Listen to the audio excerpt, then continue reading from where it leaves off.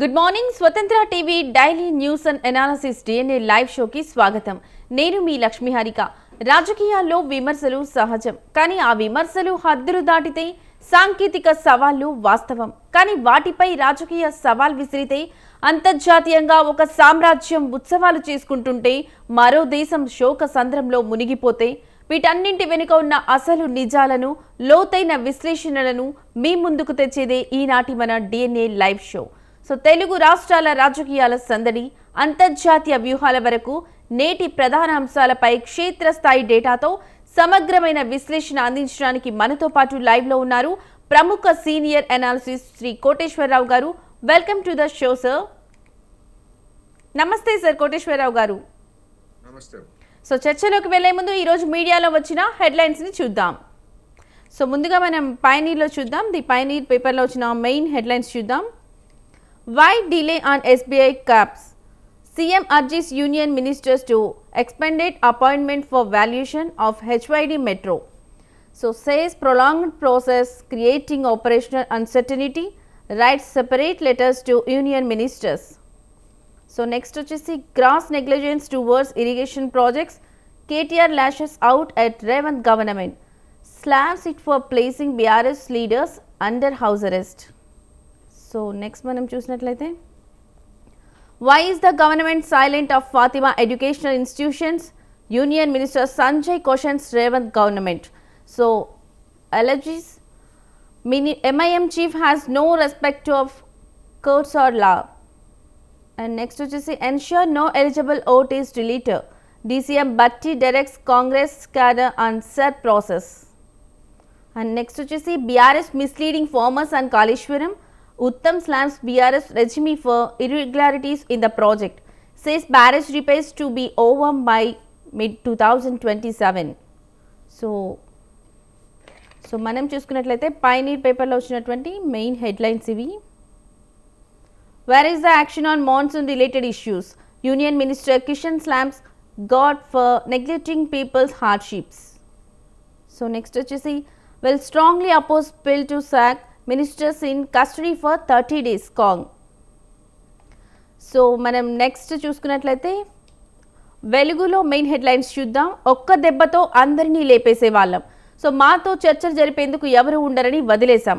ఈ వ్యాఖ్యలు ఎవరు చేస్తున్నారంటే ట్రంప్. సో నెక్స్ట్ కన్నెపల్లిని ముట్టడిస్తాం, 60,000 మందితో వచ్చి పంపు లాంచ్ చేస్తాం. కేసీఆర్ మీద కక్షతో రేవంత్ రెడ్డి రైతులకు శిక్ష వేస్తున్నాడు. 370 పిల్లర్లు ఉన్న మేడిగడ్డలో 2 పిల్లర్లు కుంగితే డ్రామా చేస్తున్నారు. సో కాళేశ్వరాన్ని వారం పాటు కేసీఆర్కి అప్పగిస్తే తెలంగాణను నీళ్లతో తడుపుతాం, 1,00,000 క్యూసెక్లు వృధాగా సముద్రంలో కలుస్తున్నాయని కామెంట్. నెక్స్ట్ వచ్చేసి పంపులు ఆన్ చేయలేం, ఈ మాటలు ఉత్తమంటున్నారు. ప్రజల ప్రాణాలను ప్రమాదంలో పెట్టలేం. కాళేశ్వరం 3 బ్యారేజీల పునాదులు బలహీనమే. కన్నెపల్లి నుంచి అన్నారంలోకి నీటిని ఎత్తిపోసే పరిస్థితి లేదు. సో ఈ మాటలు ఉత్తమంటున్నారు. మెట్రోపై ఆలస్యం ఎందుకు? కేంద్ర మంత్రులు కిషన్ రెడ్డి, మనోహర్ లాల్ ఖట్టర్కు వేర్వేరుగా సీఎం రేవంత్ లేఖలు. నెక్స్ట్ యూనిఫామ్ సర్వీస్లో 7,437 పోస్టులు, త్వరలోనే నోటిఫికేషన్ విడుదల. పోలీస్, అగ్నిమాపక శాఖ, జైళ్ల శాఖ, SPFలో ఖాళీలు. సో మజ్లీస్ అంటే భయమా ప్రేమ? ప్రభుత్వాన్ని ప్రశ్నించిన కేంద్ర మంత్రి కిషన్ రెడ్డి, ఓవైసీ కాలేజ్ విషయంలో మౌనం ఎందుకు? హైడ్రా అంటే సామాన్యులకేనా, బడా నేతలకు కాదా అని నిలదీత. ఒక్క విద్యాసంస్థ కూల్చితే 100 నిర్మిస్తాం, బెదిరింపులకు వెనక్కి తగ్గేది లేదు. అక్బరుద్దీన్ ఓవైసీ, ఫాతిమా ఓవైసీ విద్యాసంస్థల వ్యవహారంపై స్పందన. సో నల్గొండ జిల్లాలో యాక్సిడెంట్, కారును ఢీకొట్టిన బస్సు, 4 మృతి. QR బిల్లుపై ప్రజాభిప్రాయ సేకరణ పబ్లిక్ డొమైన్లో పెట్టిన రాష్ట్ర ప్రభుత్వం. సో ఇవి వెలుగున్నటువంటి మెయిన్ హెడ్లైన్స్. నెక్స్ట్ మనం దిశ పేపర్లోకి వెళ్ళిపోదాం. దిశలో మనం చూసుకున్నట్లయితే మెయిన్ హెడ్డింగ్స్ వచ్చేసి ఆఫర్ అంటే ఆగలేం, సో అవసరం లేకున్నా ఉబలాటపడి కొంటాం, డిస్కౌంట్ అంటే ఆలోచించాం, ఆర్థిక ప్రణాళిక లేకుండా అప్పులు చేస్తాం. సో పాలనపై ఈగో ఎఫెక్ట్, IAS నాన్ IASల మధ్య కోల్డ్ వార్. 6వ అంతస్తుకు భోజనాలు బంద్, అదే ఫ్లోర్లో CM CS కీలక IASల విధులు. ఆలస్యమైతే భారమే, మెట్రో అప్పగింతకు త్వరగా అనుమతి ఇవ్వండి. ఫేజ్ 2కు జాప్యంతో 1,000 కోట్ల అదనపు భారం. కేంద్ర మంత్రులు కిషన్ రెడ్డి, ఖట్టర్కు వేర్వేరుగా సీఎం లేఖలు.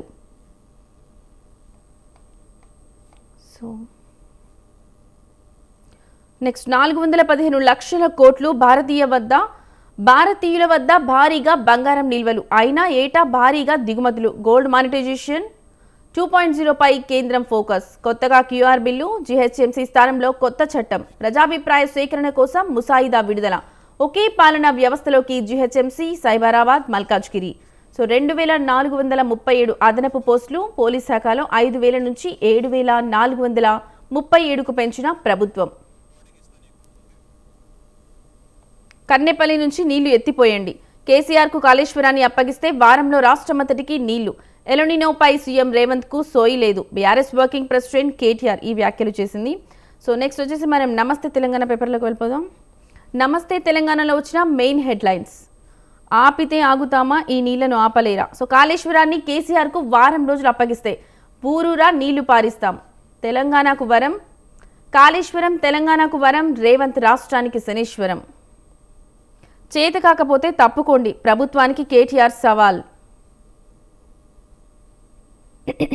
గురుకులాల రద్దు, రెసిడెన్షియల్ నుంచి డే స్కూలుగా మార్చే యోచన.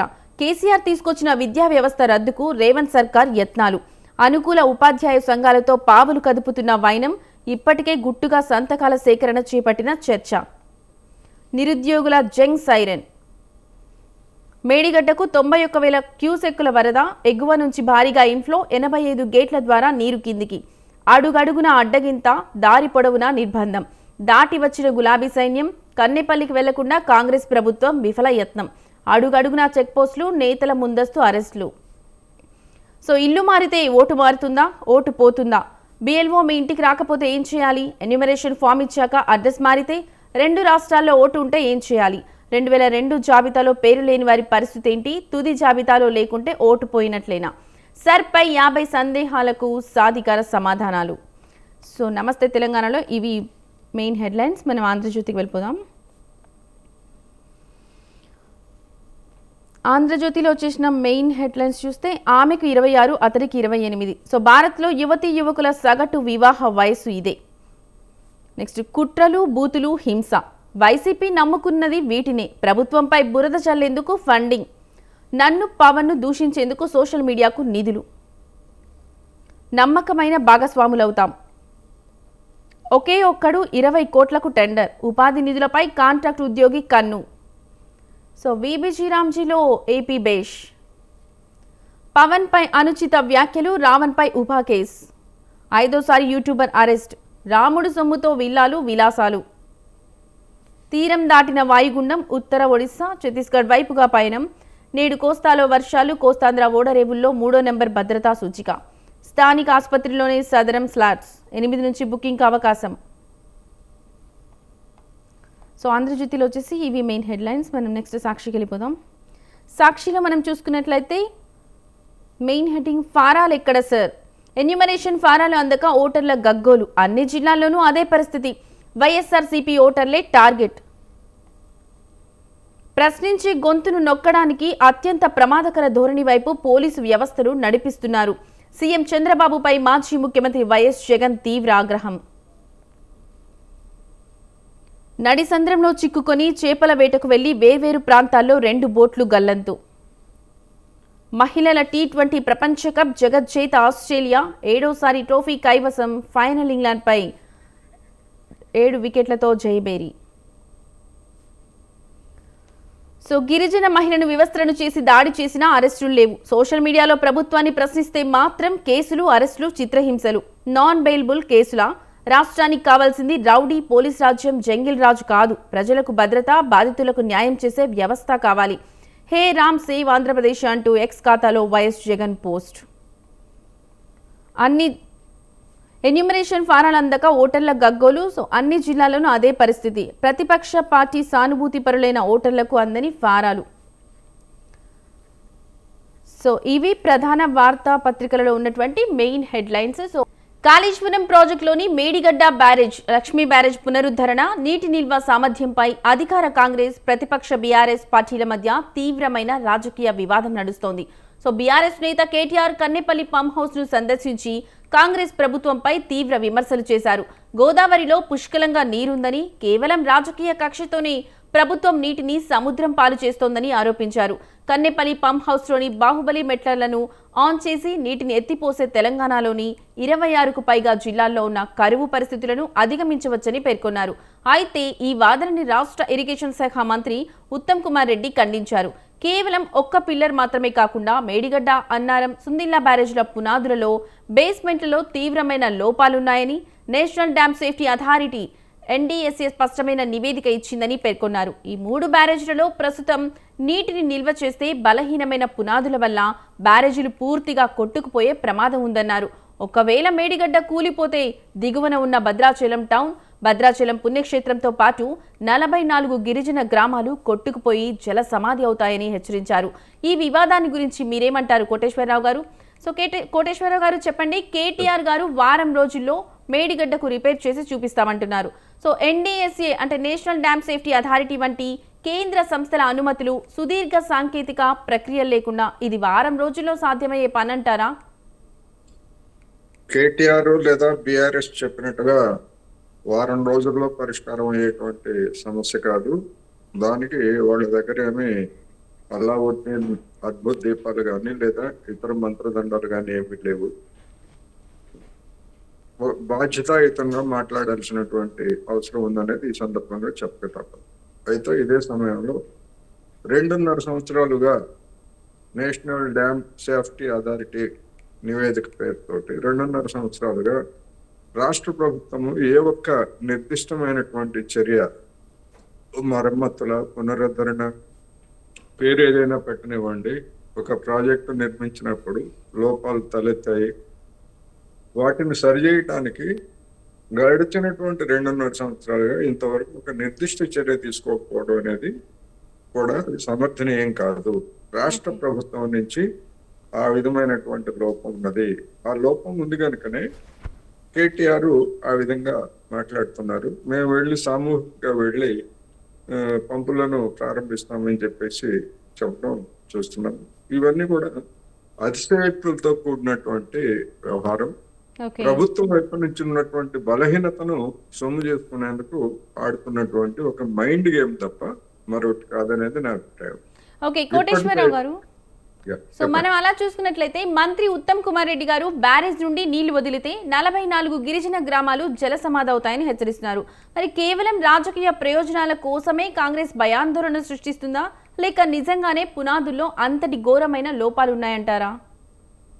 అందుకనే నేను చెప్పిన అదే, ప్రభుత్వం BRS పార్టీ ఎట్లాగైతే అతిశయోక్తులు చెప్తా ఉందో, ప్రభుత్వం చెప్తున్నటువంటిది కూడా అతిశయోక్తులు దానికి అనుగుణంగానే ఉన్నాయి. ఈ 2.5 సంవత్సరాలుగా ఏమి చేశారు, ఏ విధమైనటువంటి మరమ్మతులు చేపట్టారు, దానికి ఏం నిర్ణయం చేశారు అంటే ప్రభుత్వం దగ్గర సమాధానం లేదు. దిగువన ఉన్నటువంటి గ్రామాలు లేదా పట్టణాలు మునిగిపోతాయి అని చెప్పడం తప్ప దానికి ఏమిటి పరిష్కారం అనేది ఇంతవరకు ప్రభుత్వం వైపు నుంచి ఒక స్పష్టత లేదు. అడగండి, నేషనల్ డ్యామ్ సేఫ్టీ సంస్థని అడగండి, ఏం చేయమంటారు, ఎట్లా చేయమంటారు అని అడగండి. వాళ్ళు ఫలానా విధంగా చేయండి అంటే ఆ విధంగా చేయాలి. అటు నేషనల్ డ్యామ్ సేఫ్టీ దానికి ఉన్నటువంటి పరిమితులు దానికి ఉన్నాయి. రాష్ట్ర ప్రభుత్వం వైపు నుంచి ఎంతసేపు దాని నివేదిక అది హెచ్చరించిన మాట నిజం. ఆ విధంగా చేసేట్లయితే ఎంతకాలం చేస్తారు ఈ విధంగా అనేటువంటిది సమస్య. ఇప్పుడు వర్షాలు తక్కువగా పడి పంటలు సాగు చేయడానికి అవకాశం ఉందా లేదా అన్నటువంటి ఒక ఆందోళన రైతాంగంలో నెలకొన్నటువంటి పరిస్థితుల్లో ప్రభుత్వం యొక్క చర్యని అడ్వాంటేజ్ తీసుకొని BRS పార్టీ రాజకీయంగా లబ్ధి పొందేందుకు చూస్తూ వారం రోజుల్లోనే చేస్తాం, మేము చేస్తాం. అసలు వాళ్ళ హయాంలోనే కుంగిపోతే నెలల తరబడి అధికారంలో ఉన్నారు కదా. తర్వాత కనీసం దాన్ని గుర్తించి వాళ్ళ హయాంలోనే కదా కుంగిపోయింది లేదా కూలిపోయింది. అప్పుడే చర్య తీసుకున్నటువంటి వాళ్ళు ఇప్పుడు ఈ విధమైనటువంటి కబుర్లు చెప్తే జనం ఎవరు ఏం చెప్తున్నారు ఏమిటనేటువంటిది విచక్షణకి వదిలేస్తే జనానికి విషయాలన్నీ కూడా అర్థమవుతాయనేది ఈ సందర్భంగా నేను చెప్పదలుచుకున్నాను. ఓకే, అలా చూసుకున్నట్లయితే కోటేశ్వరరావు గారు, నిపుణుల కమిటీల ప్రకారం అంటే ఈ స్థాయి రిపేర్లకు జూలై, ఆగస్టు 2027 వరకు సమయం పడుతుందంటున్నారు. అంతవరకు ప్రాజెక్ట్ని నిరుపయోగంగా ఉంచితే మరి ఉత్తర తెలంగాణ రైతాంగానికి జరిగే నష్టాన్ని ప్రభుత్వం ఎలా పూడ్చబోతుంది?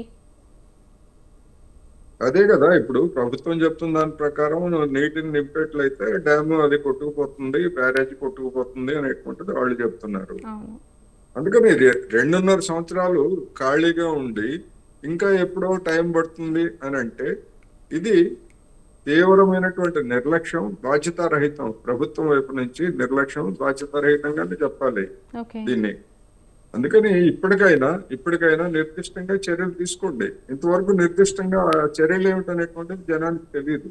అసలు ప్రభుత్వం అటువంటి నిర్దిష్ట చర్యలు తీసుకోలేదు. ఓకే. అలా ఓకే సార్, మీరు చెప్పింది కరెక్టే. సో ఇప్పుడు మనం చూసుకున్నట్లయితే కన్నెపల్లి పంప్ హౌస్ మోటార్లను ఆన్ చేసి నీటిని ఎత్తిపోయాలనే బీఆర్ఎస్ డిమాండ్ను సాంకేతికంగా అమలు చేయడం ప్రస్తుత పరిస్థితుల్లో సాధ్యమంటారా? అదే నిపుణులు చెప్పాలి ఏం జరుగుతుంది ఏమిటి. అట్లా చేస్తే డ్యాము ఇంకా మొత్తం ఫర్దర్ గా డ్యామేజ్ అయిపోయి ఇతర ముంపు ఏర్పడుతుంది అనేటువంటిది ప్రభుత్వం చెప్తా ఉంది. ఓకే. నిపుణులు చెప్పాలి. ఇప్పుడు రాష్ట్రంలో ఒక రాజకీయ పార్టీ ఏ విధంగా చెప్తా ఉంది, ప్రభుత్వం ఆ విధంగా చెప్తున్నప్పుడు ఓకే. మరి కేంద్ర ప్రభుత్వ జలవనరుల సంస్థ కావచ్చు లేదా డేమ్ సేఫ్టీ అధికారులు దీని మీద వివరణ ఇవ్వాలి. వాళ్ళు ఇచ్చేటువంటి వివరణ, ఎందుకంటే థర్డ్ పార్టీ అది ఓకే. జవాబుదారీతనంతో కూడినటువంటి సంస్థ. ఓకే. వాళ్ళు మాట్లాడకపోతే ఎవరు ఇష్టం వచ్చినట్టు వాళ్ళు దీన్ని వ్యాఖ్యానించుకోవడానికి అవకాశం ఉంది. ఓకే. ఇది సరైనటువంటి వైఖరి కాదు. Okay sir. సార్ మనం సెకండ్ టాపిక్లోకి వెళ్ళిపోదాం. ఇప్పుడు మనం సెకండ్ టాపిక్ చూసుకున్నట్లయితే రాజ్యాంగం 130వ సవరణ అంటే బిల్లు 2025 ద్వారా ప్రధాని, ముఖ్యమంత్రులు, మంత్రులు ఎవరైనా సరే తీవ్రమైన క్రిమినల్ కేసుల్లో వరుసగా 30 రోజుల పాటు కస్టడీ లేదా జైల్లో ఉంటే వారిని ఆటోమేటిక్గా పదవి నుండి తొలగించే నిబంధనను కేంద్ర ప్రభుత్వం గతంలో ప్రతిపాదించింది. ఈ బిల్లును ప్రస్తుతం జూలై 2026లో జరిగే వర్షాకాల సమావేశాలలో ఆమోదించేందుకు ప్రభుత్వం సన్నద్ధమవుతోంది. మరి దీనికి సంబంధించి మీరేం చెప్తారు కోటేశ్వరరావు గారు? ఇది ప్రజాస్వామ్య వ్యవస్థలో అత్యంత నిరంకుశమైనటువంటి ప్రతిపాదన అనేది నా అభిప్రాయం. ఎందుకు అంటే ఏ ముఖ్యమంత్రి అయినా లేకపోతే ఏ మంత్రి పైన అయినా కానీ తప్పుడు కేసులు పెట్టి జైల్లో పెట్టడానికి అవకాశాలు పుష్కలంగా ఉన్నాయి. అటువంటి అప్పుడు వెంటనే పదవి నుంచి తప్పించడం అంటే సహజ న్యాయ సూత్రానికి ఇది విరుద్ధమైనటువంటి అంశం. అందుకని ప్రభుత్వం అంటే కేంద్రంలో ఉన్నటువంటి ప్రభుత్వం కావచ్చు లేదా రాష్ట్రంలో ఉన్నటువంటి ప్రభుత్వాలు కావచ్చు ఈ విధమైనటువంటి నిరంకుశమైనటువంటి అధికారాలను కట్టబెట్టడం అనేటువంటిది ప్రజాస్వామ్యానికి విరుద్ధమైనటువంటి చర్య. నేరస్తుల్ని, నేరగాళ్ళని లేకపోతే అటువంటి వాళ్ళందరినీ కూడా నిరోధించాలంటే ఇంకా అనేకమైనటువంటి చట్టాలు ఉన్నాయి. ఇప్పుడు ఈ బిల్లును ప్రతిపాదిస్తున్నటువంటి బీజేపీ కావచ్చు లేదా ఎన్డీఏ పెద్దలు కావచ్చు ముందు వాళ్ళ ఎమ్మెల్యేలు, ఎంపీలు లేదా మంత్రుల జాబితాలో ఉన్నటువంటి నేరగాళ్ళందరినీ కూడా లేదా నేర చరిత్ర కలిగినటువంటి వాళ్ళందరినీ కూడా వాళ్ళ మీద చర్య తీసుకోండి, వాళ్ళందరినీ కూడా బయటకు పంపించండి. రెండోది, సుప్రీంకోర్టు ఏం చెప్పింది, ప్రజాప్రతినిధుల మీద ఉన్నటువంటి కేసులన్నింటినీ కూడా ఏడాదిలోగా పరిష్కరించాలని చెప్పింది. మరి ఆ సుప్రీంకోర్టు చెప్పినటువంటి సుప్రీంకోర్టు దాని మానిటరింగ్ ఏం చేసింది, ఎన్ని రాష్ట్రాల్లో దాన్ని అమలు జరిపారు, లేదా కేంద్రంలో ఉన్నటువంటి సుప్రీంకోర్టు ఏం చేసింది అనేటువంటిది కూడా మనకు తెలియదు. అందుకని సుభాషితాలు చెప్పేటువంటి వాళ్ళు మనకి పుష్కలంగా ఉన్నారు కానీ వాటిని అమలు జరిపేటువంటి వాళ్ళు లేరు. మరి బీజేపీలో ఉన్నటువంటి వివిధ రాష్ట్రాల్లో లేదా ఎంపీల్లో ఉన్నటువంటి నేర చరిత్ర కలిగినటువంటి వాళ్ళ మీద బీజేపీ ఏం చర్య తీసుకుంది? ఇది నైతికమైనటువంటి ప్రశ్న కూడా. ఎదుటి వాళ్ళని విమర్శించే ముందు తమ ఇంటిని ఏ విధంగా ప్రక్షాళన చేసుకోవాలో బీజేపీ చూడాలి. అది చేయకుండా ఒక నిరంకుశమైనటువంటి చట్టాన్ని తీసుకురావడం అనేది ఏమాత్రం సమర్థనీయం కాదు. Okay right. కోటేశ్వరరావు గారు, మనం చూసుకున్నట్లయితే కోర్టు ద్వారా నేరం నిరూపించబడక ముందే అంటే కేవలం అరెస్ట్ మరియు కస్టడీ ఆధారంగా పదవి నుండి తొలగించడం నేరం నిరూపించబడే వరకు నిర్దోషే అనే ప్రాథమిక న్యాయ సూత్రానికి విరుద్ధం కాదా? ఖచ్చితంగా. ఇప్పుడు ఉదాహరణకు ప్రతిపక్ష నాయకుడిగా ఉన్నటువంటి చంద్రబాబు నాయుడు గారికి కేబినెట్ ర్యాంక్ ఉంది. జగన్మోహన్ రెడ్డి గారి హయాంలో తప్పుడు కేసు పెట్టి అసలు ఎందుకు అరెస్ట్ చేస్తున్నారో కూడా తెలియకుండా మొత్తం జైల్లో పెట్టినటువంటి ఉదంతం మనం చూసాం. అదే విధమైనటువంటి పరిస్థితి రేపు సిబిఐని కావచ్చు, ఈడీని కావచ్చు లేదా ఇతర సంస్థలను కానీ ప్రయోగించి కేంద్ర ప్రభుత్వము వివిధ రాష్ట్రాల్లో ఉన్నటువంటి మంత్రులు, ముఖ్యమంత్రుల మీద అదే విధమైనటువంటి దారుణాలకు లేకపోతే చట్టవిరుద్ధమైనటువంటి చర్యలకు పాల్పడితే ముందు వాళ్ళ పదవులు పోతాయి. వాళ్ళ పదవులు పోయిన తర్వాత జరిగేటువంటి పరిణామాలు ఏమిటో మనకు తెలిసి వాళ్ళు ఉన్నటువంటి రాజకీయ పరిస్థితుల్లో. అందుకని ఆ విధమైనటువంటి సహజ న్యాయానికి విరుద్ధమైనటువంటి ఒక నిరంకుశమైనటువంటి ఈ చర్య ఇది. ఓకే. అత్యవసర పరిస్థితి లేకుండానే అత్యవసర పరిస్థితిని అమలు జరిపేటువంటి ఒక దారుణమైనటువంటి ప్రతిపాదన ఇది అనేది అందుకే చెప్తున్నాను. ఓకే. సో మనం చూసుకున్నట్లయితే కోటేశ్వరరావు గారు, పార్లమెంట్లో ఈ బిల్ పాస్ కావడానికి 2 లేదా 3వ వంతు ప్రత్యేక మెజారిటీ అవసరం ఉంటుంది. సో ఇండియా కూటమి తీవ్రంగా వ్యతిరేకిస్తున్న తరుణంలో ప్రభుత్వం దీనిని ఎలా ఆమోదింపజేసుకోగలదంటారు? ఇటీవల పశ్చిమ బెంగాల్లో ఉన్నటువంటి తృణమూల్ కాంగ్రెస్ ఎంపీలందరూ కూడా ఆ పార్టీ మీద తిరుగుబాటు చేసి కొంతమంది కేంద్ర ప్రభుత్వానికి మద్దతు ప్రకటించడానికి సిద్ధపడుతున్నారు. ఈ నేపథ్యంలో గతంలో రాజ్యాంగ సవరణ బిల్లు ఓడిపోయింది. ఇంతకుముందు మన మహిళా రిజర్వేషన్ లేకపోతే డీలిమిటేషన్ దానికి సంబంధించి. మరి ఇప్పుడు కూడా అదే పరిస్థితి.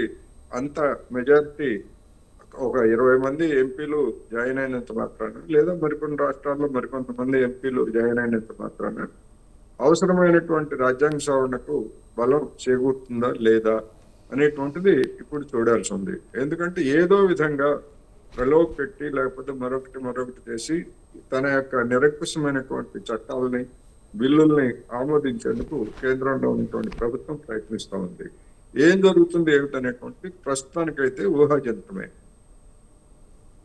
Okay sir. సో అదేవిధంగా మనము ఇంకొక టాపిక్ చూసుకున్నట్లయితే, అమెరికా ఆవిర్భవించి 250 వసంతాలు పూర్తయిన సందర్భంగా సెల్యూట్ టు అమెరికా వేడుకల్లో మౌంట్ రష్మోర్ ప్రసంగంలో అధ్యక్షుడు డొనాల్డ్ ట్రంప్ ఇరాన్పై చేసిన వ్యాఖ్యలు అంతర్జాతీయంగా తీవ్ర సంచలనం సృష్టించాయి కదా సార్. ఈ విషయానికి సంబంధించి మీరు ఏం చెప్పాలనుకుంటున్నారు? లైక్ ఖమేనీ అంత్యక్రియల వేళ ఇరాన్ మిలిటరీ నాయకత్వాన్ని ఒక్క షాట్తో అంతం చేసే అవకాశం ఉన్నా వదిలేశామన్న ట్రంప్ వ్యాఖ్యల వెనుకున్న అసలు సైనిక వ్యూహం ఏమనుకోవచ్చు?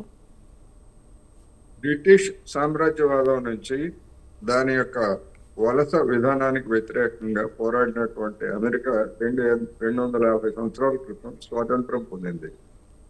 అటువంటి స్వాతంత్రం పొందినటువంటి అమెరికా చరిత్రను చూస్తే ఆ తర్వాత అనేక దేశాల స్వాతంత్ర్యాన్ని హరించడానికి, అనేక దేశాల్లో ఉన్నటువంటి ప్రజాస్వామ్యబద్ధంగా ఎన్నికైనటువంటి ప్రభుత్వాలను కూల్చివేయడానికి, లేదా దాని నాయకుల్ని హత్య చేయడానికి రక్తంతో దడిచినటువంటి చరిత్ర ఈ 250 సంవత్సరాల్లో చూశాం. దాని కొనసాగింపుగానే డొనాల్డ్ ట్రంప్ ఒక దురహంకారంతో లేకపోతే నోటి దురుస్తనంతో చేసినటువంటి వ్యాఖ్యలు నిజానికి 250 సంవత్సరాల సందర్భంగా ఎంతో హుందాగా వ్యవహరించాల్సినటువంటి డొనాల్డ్ ట్రంప్ తన సహజమైనటువంటి పద్ధతుల్లోనే మరోసారి నోరు పారేసుకున్నాడు అనేటువంటిది ఈ సందర్భంగా గమనించాలి. రెండోది, నిజంగా ఇరాన్ మీద ఆ విధమైనటువంటి దాడి చేసేటువంటి సత్తా అమెరికాకు ఉందా అంటే లేదు అన్నది ఫిబ్రవరి 28 తర్వాత జరిగినటువంటి పరిణామాలు స్పష్టం చేస్తున్నాయి. అందుకని నోటి దురుస్తనంతో ట్రంప్ మాట్లాడేటువంటి మాటల్ని యావత్ సభ్య సమాజం కూడా ఖండించాలి. దీని ద్వారా అమెరికాకి ఏమైనా ప్రతిష్ట పెరుగుతుందా అంటే పెరగకపోగా ప్రతిష్ట మరింత దిగజారుతుంది. ఇప్పటికే దిగజారినటువంటి ప్రతిష్టని మరింతగా దిగజార్చే విధంగా 250 సంవత్సరాల ఉత్సవం సందర్భంగా ట్రంప్ వ్యవహరించాడు అనేది స్పష్టం. రైట్ కోటేశ్వరరావు గారు, థ్యాంక్ యూ అండి. సో ఇలా ఈరోజు జరిగినటువంటి టాపిక్స్లో మీరు ఇన్వాల్వ్ అయ్యి విశ్లేషించినందుకు మీకు మరొకసారి ధన్యవాదాలు. సో ఇది ఇవాల్టి daily news and analysis DNA live షోలోని ముఖ్యాంశాలు. రేపటి డిఎన్ఏ లైవ్ షోలో మరిన్ని తాజా అంశాలతో మళ్ళీ కలుద్దాం. చూస్తూనే ఉండండి స్వతంత్ర టీవీ.